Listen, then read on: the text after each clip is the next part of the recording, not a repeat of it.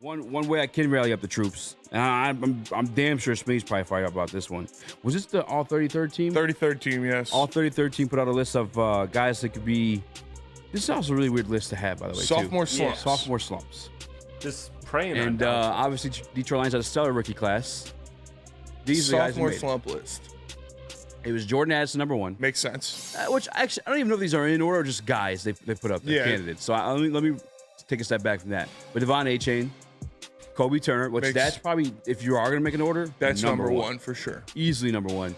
Number four, or maybe not number four, but just on the list, Sam LaPorta. I'm not seeing it, but I feel like you got to fire one up. No, yeah, this is just stupid. Like, this is just stupid. You're going to say Sam LaPorta is going to take a step back based on what? They haven't added any more weapons to this offense than they did last year. They actually lost one of them. Sam LaPorta is exactly the prototypical piece that Jared Goff and Ben Johnson like to eat with. In the middle, he is by far the biggest red zone threat on this weapon, and he is a mismatch, a stereotypical mismatch. Like, tight ends are the ultimate mismatch. They're too big for cornerbacks, and they're too fast for linebackers. Sam LaPorta is just getting into his own. Sam LaPorta is becoming one of, if not the best tight ends in the NFL. And you see him going out there making people look silly with his run after the catch ability. And him and Jared Goff found that rhythm last year. They found that connection last year. They had that chemistry. And when you build that with a quarterback, especially like Jared Goff, we've seen how important that is for a player's progression. If you're with your quarterback, if you're connected with your quarterback, if you have that same page kind of mentality. So putting him on there just makes absolutely no sense to me. I think they're just throwing a dart at a board because they want to say, like, oh, he can't do it again. He can't have that same kind of production again. Well, yeah, he can, because he's still in the same Ben Johnson-led offense with Jared Goff at the helm, is still one of the top three playmakers in this offense. And it's not like they added a rookie wide receiver that's going to take all this shine, or they added another pass catcher that's going to take all these targets away from Sam LaPorta. If anything, he's going to get more targets than he did last year. I just don't understand their reasoning behind putting Sam LaPorta on that list. It makes absolutely no sense. It just disappoints me because, truthfully, they're one of the few outlets that I like the names I have there. I trust, I have faith in a lot of the opinions coming out of there, because the guys kicking them up typically are former GMs, current or former NFL players. Like, they're guys that have been in the game. With Sam LaPorta, it's just as you said, obviously he's probably the number one red zone target in terms of like throwing the ball, maybe next to Amon-Ra St. Brown.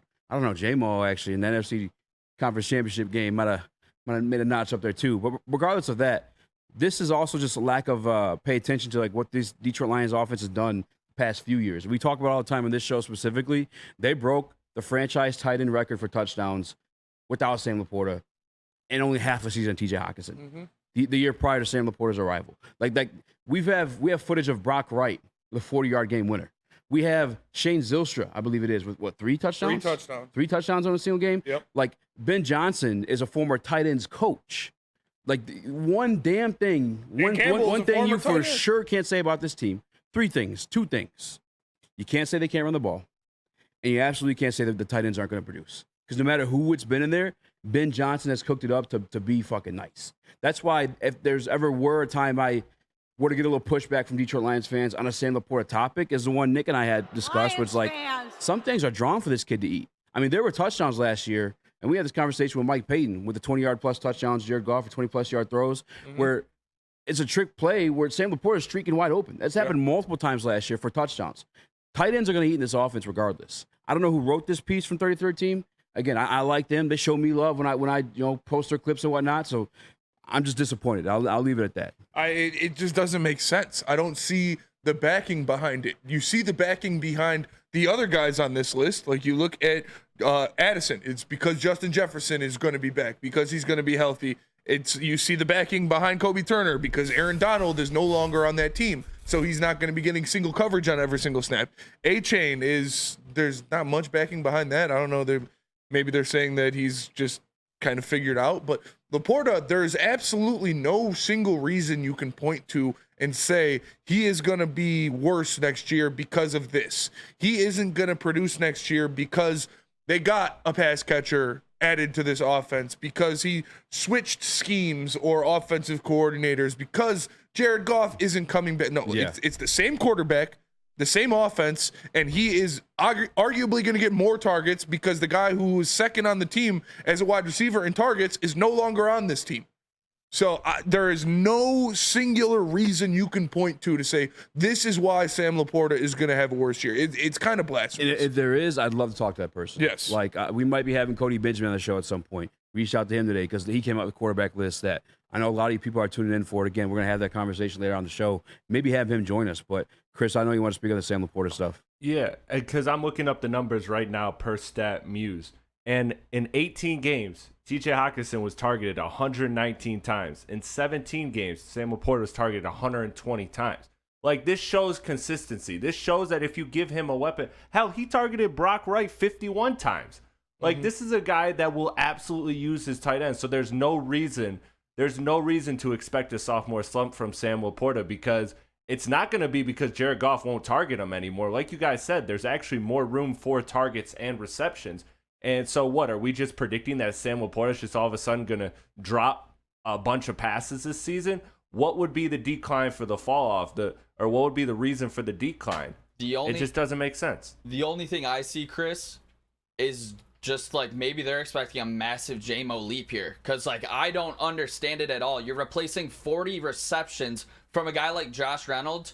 And fellas, where did Josh Reynolds get his most receptions? In the middle of the field. Third down, middle of the field, end zone. That's literally what Sam LaPorta does for this team. So it blows my mind specifically. I mean, you could look at the three players that had more receiving yards in their rookie tight end seasons. It was Ditka, Pitts, and Shockey. Pitts and Shockey got hurt, which you cannot just bomb on, LaPorta getting hurt. And then Ditka had like 100 yards less, which he had like the best season ever as a rookie tight end. So I just think this is blasphemy from the 33rd team. And like you said, Easy, they're usually pretty... Yeah, they know their stuff. And like Easy said, it is because there are a lot of, former league guys, former players, former GMs, different stuff like that. But this one just doesn't make sense to me. I just don't see any points of how it can correlate to Sam LaPorta having a worse year. The guy was an absolute freak last year when it came to yards after the catch, when it came to making people miss, different stuff like that. This offense is built around supporting that. And like Nick said, when you're looking at Goff and who he goes to on thirds down, it's Amon-Ra St. Brown and it's Sam LaPorta. Now that Josh Reynolds isn't there, we called Josh Reynolds like the first down merchant because it seemed every single catch he had was a first down. That is no longer an option for them. And the two guys he is most comfortable with in this offense is Amon-Ra St. Brown and Sam LaPorta. And Amon-Ra St. Brown can only get so many targets. Like, if you're telling me Amon-Ra St. Brown's going to get 30 targets a game now, so that's why Sam LaPorta is not going to do as well, whatever. But he is going to be the second option in this passing offense. So I don't understand this at all. Yeah, it's something we're just going to have to have that conversation. Because, again, I'm the guy who just most recently and at war with all of Lions, not all of Lions Twitter, but a lot of Lions Twitter over the list I just made. I'll take the bias out. Sam LaPorta remains on this list. Chris, what were you about to say? I was just going to say, and I don't think any of us are saying that any of these guys will. But if you had to pick one of the Lions to not maintain or even have a sophomore slump, I mean, I don't see a candidate here. You got Gibbs. I don't think anybody expects, regression from him. Campbell, we've all stated highly that he's the one that we expect actually to probably make the most jump between these rookies from last year. Brian Branch, we've talked highly about him, maybe because of the secondary room being competitive, but I don't really see one. If you guys had to pick one, because Hendon Hooker doesn't count. Broderick Martin didn't really play last year. Like, and let me add this real quick too. This little tidbit as well. Tight end is one of the hardest positions to learn in the league.